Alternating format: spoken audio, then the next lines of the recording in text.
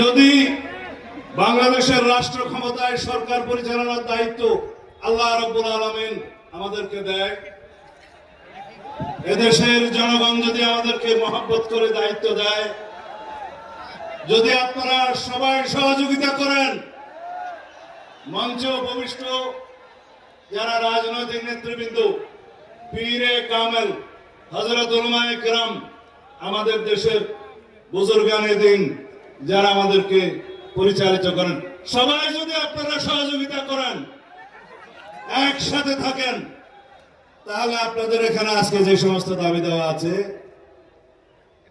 আমরা সকল দাবি দেওয়া এই প্রস্তাবের পক্ষে ইনশাআল্লাহ। কানুনি ব্যবস্থা, আমাকে শেষ করতে দিবেন তো। কানুনি সকল ব্যবস্থা জাতীয় সংসদে আলাপ আলোচনার মাধ্যমে গ্রহণ করা হবে ইনশাআল্লাহ। এই জন্য সমগ্র জাতিকে ঐক্যবদ্ধ থাকতে হবে। যাই হোক, আপনারা যে ভাষায় আমাকে কথা বলতে বলছেন সেটা আইনের ভাষা না। আইনের ভাষা হচ্ছে এগুলো কার্যকর করার জন্য, এই প্রস্তাব গ্রহণ করার জন্য সবাইকে ঐক্যবদ্ধ থাকতে হবে। জাতীয় সংসদে সবাইকে ঐক্যবদ্ধ থাকতে হবে এবং সারা বাংলাদেশের মুসলমানদেরকে ঐক্যবদ্ধ থাকতে হবে।